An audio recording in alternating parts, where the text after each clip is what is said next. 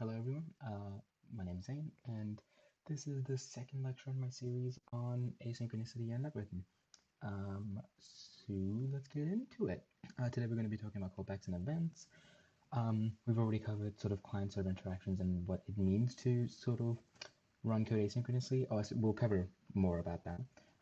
But I guess the primary thing that we covered on the last lecture, you can see in this little recap, is what Ajax is and why we like it. That is to say that it gives us more control over how our sites behave, and sort of decouples our pages from the classical HTTP request and response loop.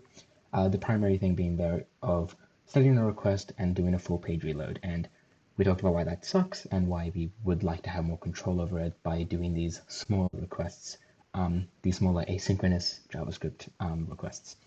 So we're going to cover how the event loop works in JavaScript, which is sort of building that foundational knowledge of asynchronicity in JavaScript. And then we're going to talk about callbacks and XMLHTTP to start getting our feet wet with networking code. So first of all, what does it mean when we say, asynchronous JavaScript? When programming, doing a set of instructions synchronously means that everything runs in a predictable order and we wait for one operation to finish before the next can start. If you call two functions in sequence, the first function finishes before the next function starts. Asynchronous execution means that our code can run out of order and we don't have to wait for one action to finish before we start the next. And sort of the classical example that we're going to use here is networking, where usually you would send a request and wait for the response before you send another request. You can send 3 requests, right? And you just wait for all 3 to respond. There's nothing that's stopping you from sending the second request, even though you haven't gotten a response from the first. And this sort of applies to life in many different ways. Obviously, if you need to get a cake and you call 3 places and tell them to call you back with whether they have the red velvet cake you want or not, it's faster to call all 3 and then wait for them to get back to you rather than calling one and then waiting, possibly days, 2 weeks before calling the next shop. So that's what asynchronous means. Writing code which is asynchronous is a complicated problem. It's something that a lot of languages let you do, but there's a lot of argument about what the right way to do it is, and different models expose different problems, and there is no perfect solution. But the way that we solve this problem is we usually have a concurrency model. So it's just doing multiple things at the same time with one or more threads. It requires a concurrency model. That is, how do we distribute our work and reason about our code? So there's a lot of information on these slides. I go through 3 different options. I'm just going to breeze through them just because they're not super important for the point I'm trying to make, but I did want to put them here because I think they're useful foundational knowledge. But one concurrency model is threads. This is what your operating system does, and it basically involves you can stop a function at any point and then put it into a little bucket and do something else. And then once you're done doing that other thing, you come back and you restart that function or you restart that bit of code. And the bit of code doesn't realize that it was stopped. A lot of issues with that, primarily if you're writing code and you don't know if you can be interrupted at any point, you have to be careful of when you're doing something fiddly. If you have 3 lines that have to run in order, without anything running in between them, you have to go through extra effort to make sure that that happens and you don't get, preempted. And so it doesn't really work very well for JavaScript. The other one we're going to talk about is coroutines or cooperative multitasking. In its pure form, it's not super useful to us. Here, a process is very polite and will voluntarily give up the execution environment when it's done or when it's waiting for something and it's like, there's nothing that I have to do, I'm going to yield. And then the other process is the same thing back to A, and then A can check whether it has more work to do now. And it'll do that work, and then when it's decided it's done and it's can take a break, it'll yield back to B. This is implemented in JavaScript via async await, and we'll talk about that in my 4th lecture. But until then, this isn't sort of the main way we interact with asynchronicity in JavaScript, not in this exact form where each process voluntarily kind of gives execution back to the other one. Instead, we do event loops. So these are cooperative multitasking. You still have processes. In this case, we call them event handlers, which give up the single thread that JavaScript runs in. But the difference here is that you don't have to explicitly give it up. You don't have to call yield, or you don't have to explicitly say, hey, I'm done. Someone else can have the execution environment. Instead, every handler is run start to finish synchronously. That is to say that if I do a click, it creates an event on the event queue. The event loop pops off the event and runs the event handler associated with it. This is usually something we define. The event handler, being a function, runs start to finish predictably, exactly as you would expect a function to run. But the moment the function is done and it's popped off the function stack, another event can then be handled. So this basically means that once the function is done, you've yielded the execution environment back to the event loop, which will then run some other bit of work that is on the queue. So we don't have to sort of manage it ourselves. This is very useful. It allows our functions, our handlers, still run in a predictable way. It means that we can make manipulations to the DOM, like add a node, remove a node, add some text, and they run predictably. They don't get interrupted in the middle. They don't get sort of mismatched because things run in weird orders.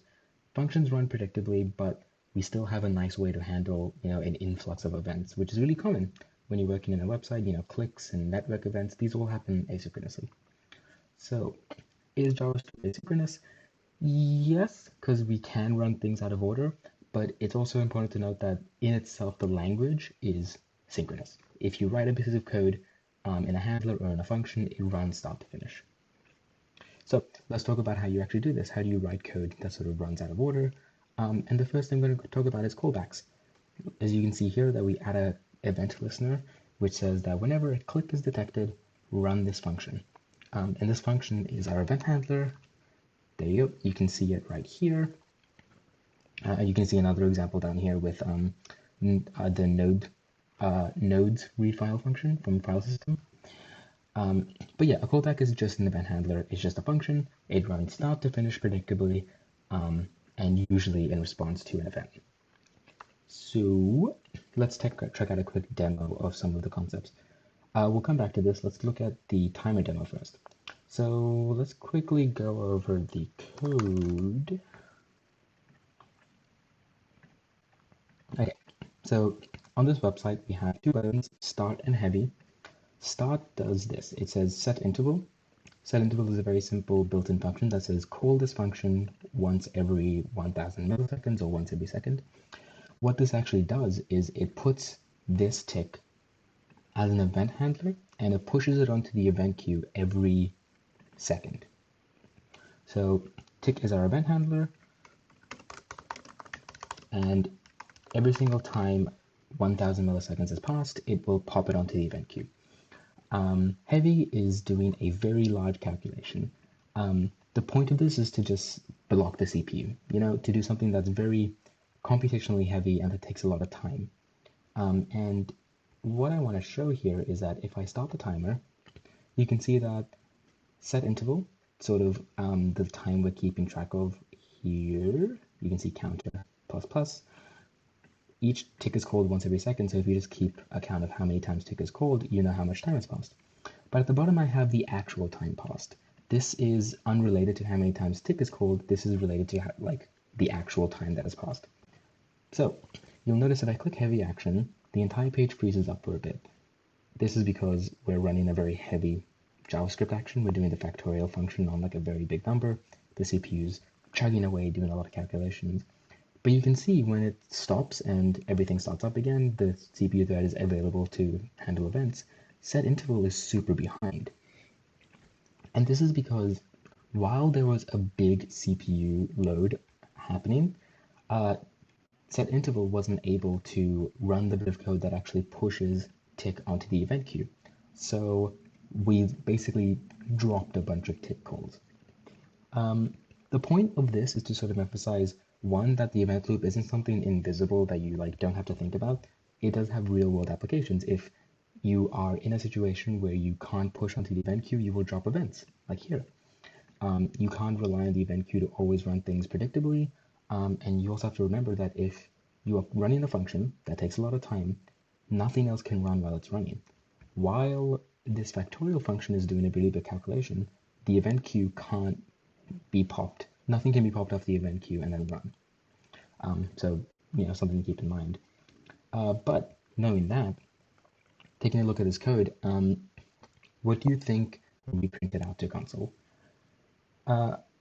You can pause the video and have a crack at it. I'm just going to soldier on.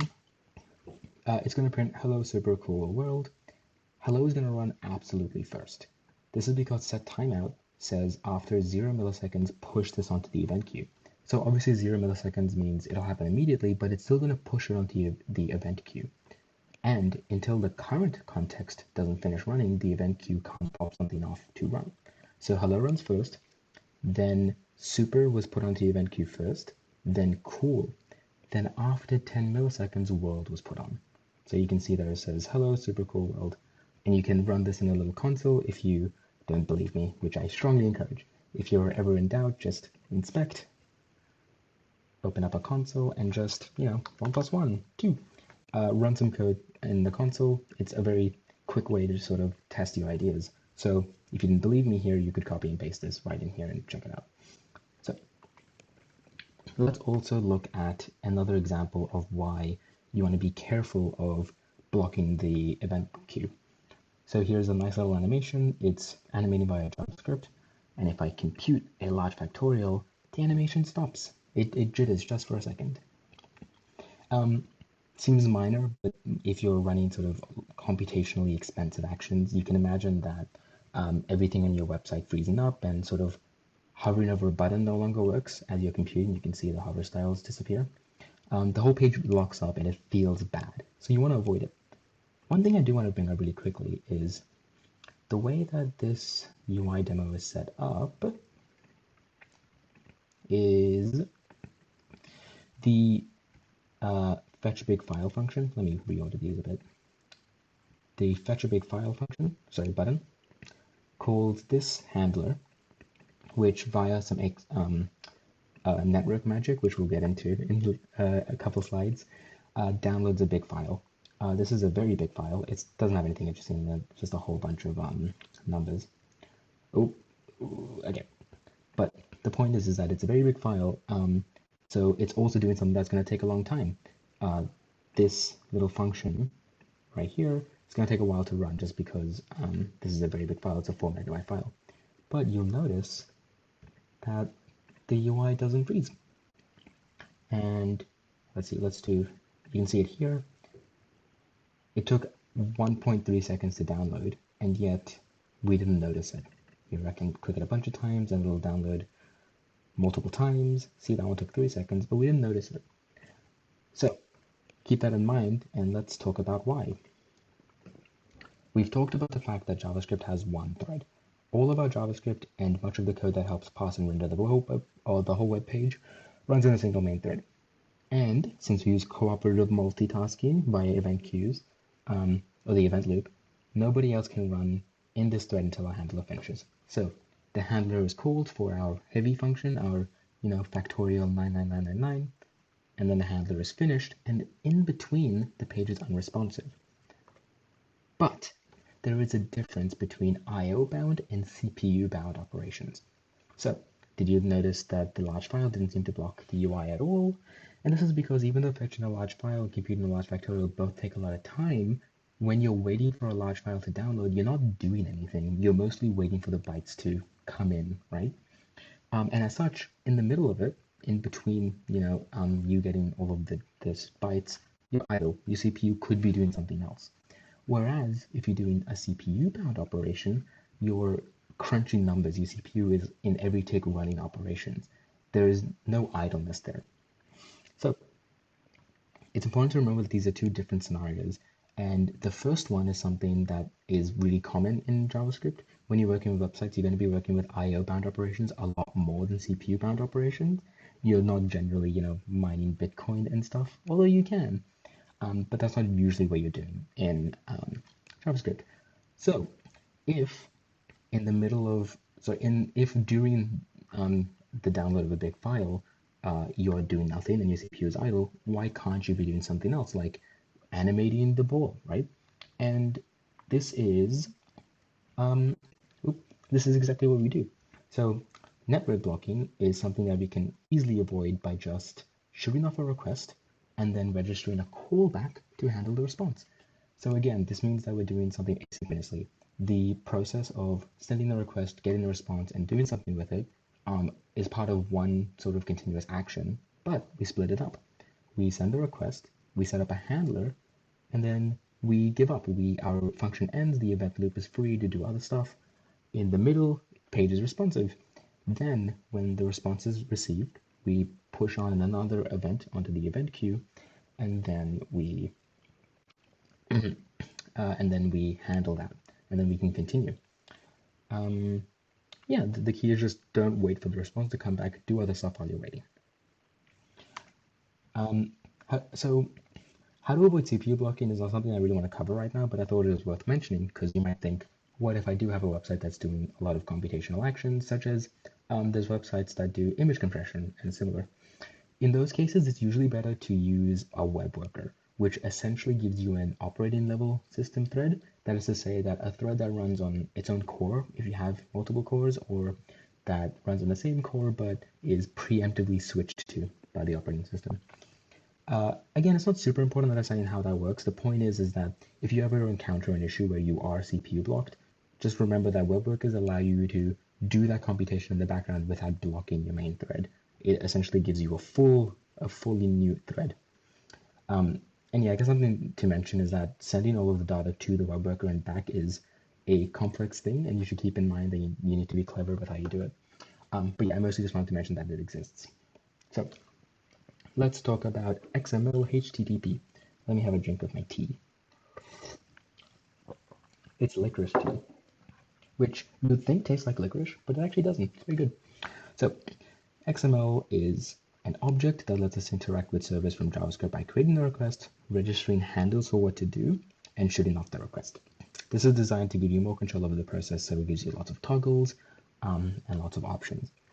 The thing to note here is that by default, this actually doesn't even let you block the thread and wait for the response to come back. It sort of forces you to write a handler so you don't block the main thread.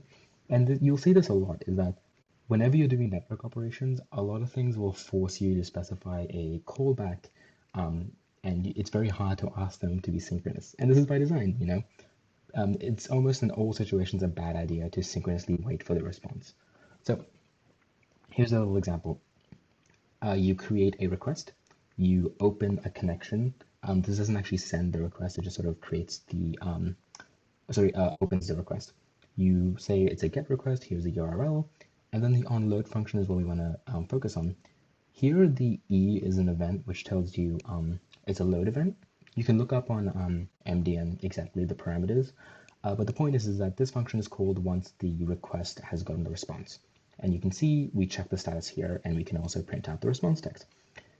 Now that we've set this all up, it hasn't actually been sent off yet. Here we send it off on line 12, xhr.send, and then we can continue running code. At some point, our onload function will get called. That is our little response received call handler thing over here. But until it does, we have full control and we can do other stuff. So that's great. But how do we handle things going wrong?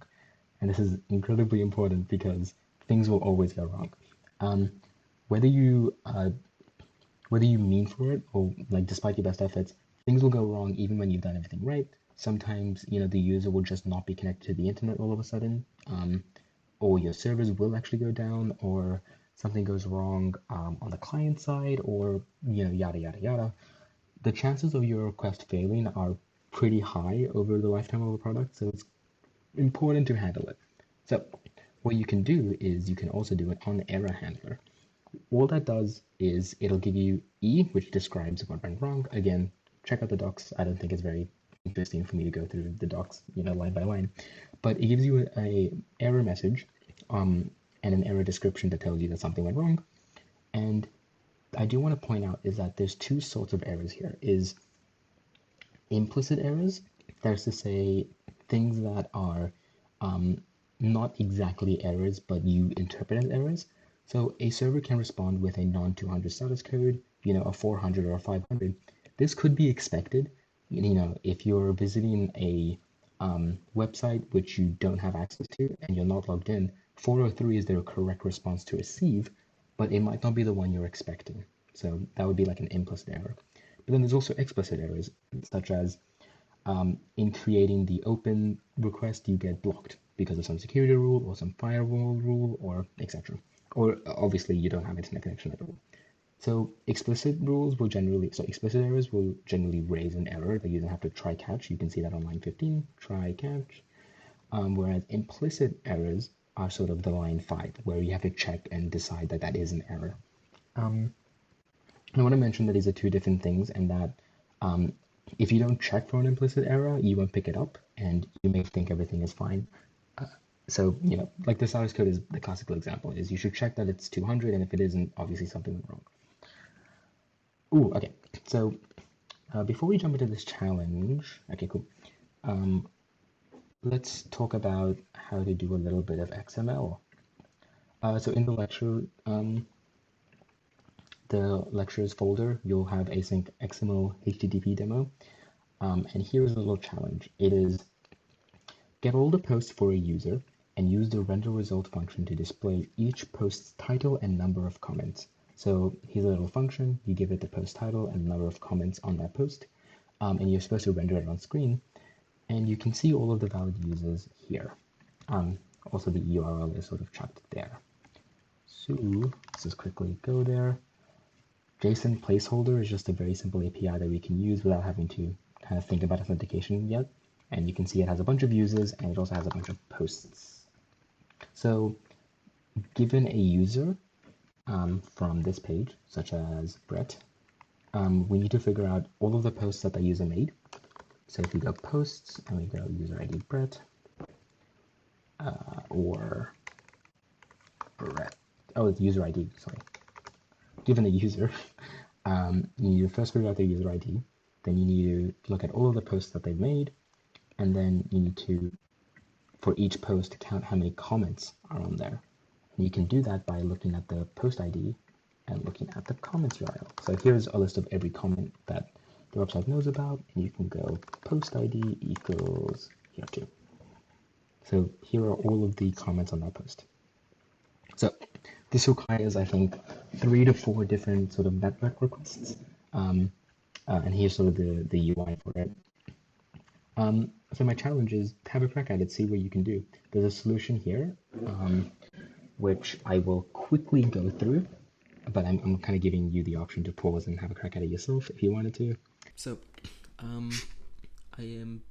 before going to the solution, I think it's something that's worth mentioning really quickly is if you just went at this without sort of thinking too hard, what sort of problems you'd fall into.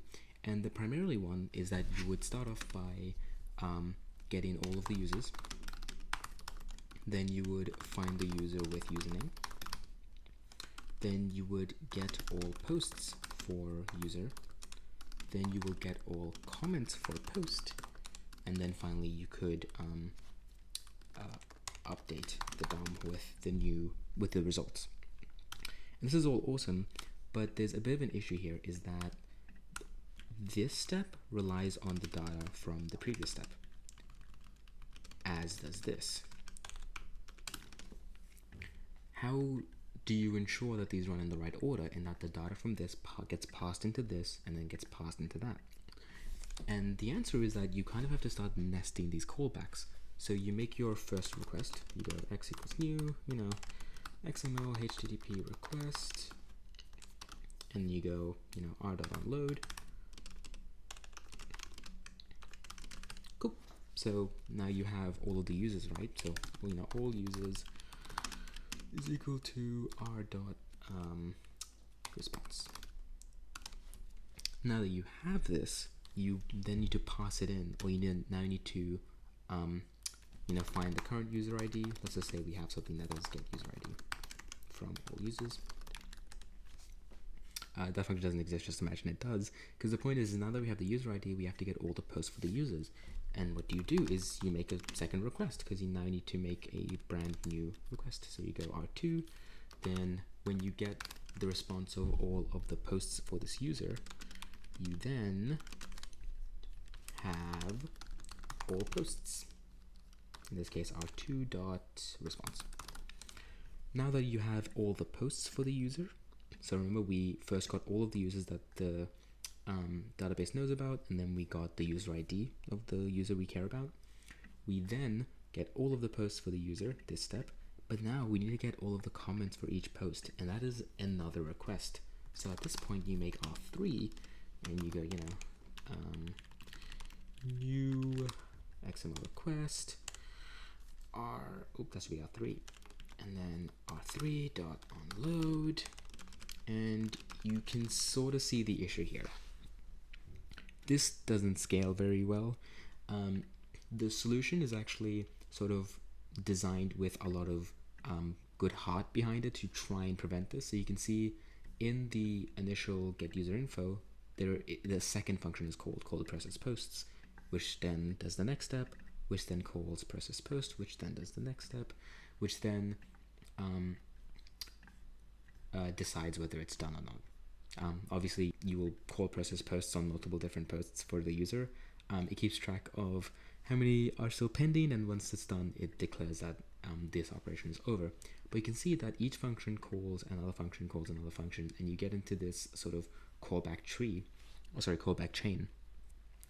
This is sort of a nice way. It sort of still maintains a little bit of understanding of how everything is going, but it's very easy to write code that sort of nests things like this. Now, why this is worth bringing up is because, I have a slide on it. This is called callback hell. And that is the technical term.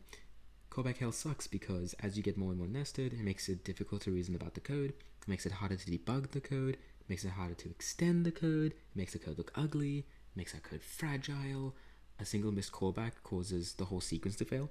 It makes it harder to catch and resolve errors because at every point something could go wrong. It's a confusing mess. How do you avoid it? The primary method is to not use callbacks at all. You can use something called promises, which we'll talk about next lecture. But even with sort of callbacks, you can make them a lot easier by defining functions, sort of what the solution does, keeping the code shallow, and avoiding the overuse of callbacks for things that can be synchronous. That may seem sort of like a funny way to do it, but the example here is that instead of doing something like, all users.map user there, and then, user.id, and then sort of, the rest of make next requests. This callback, this sort of lambda function that we pass into map, is unnecessary. It's adding an extra layer to this callback hell sort of nesting fiasco, but it doesn't need to, because this is a case where you could totally just use a for loop, right? For const user of all users. This is pseudocode. I don't know why I care so much. But yeah, so this is sort of a cleaner way to do that same sort of thing. That isn't to say that you should never use map and reduce and stuff. It's just that if adding that is making the code harder to read and is sort of nesting it unnecessarily, as in this is a block of code that's going to be run a lot, it might be better to sort of use map with a named function, like process user, or just to avoid it altogether. It's just sort of a reminder to keep in the back of your head. So yeah, you can do all these things. It helps, but definitely using promises is the best way to help. And before we wrap up, I do just really want to cover quickly that the solution does do these little things where it does checks for implicit errors, such as the username not existing. So this is very simple. If you type in a user that doesn't exist, it should sort of gracefully handle that. This doesn't. Sort of breaks all the functions, and here you can also see that this generalized get data function, given a URL and callback, alerts whenever it gets a non-200 status code. Another example of a implicit error. This doesn't actually have any handling for explicit errors, but those will pop up quite obviously in the console. So let's actually update index.html to use the solution. Cool. Brett. Capital B. Cool. So you can see that works all fine. What happens when we kill the internet? There it is, online, offline.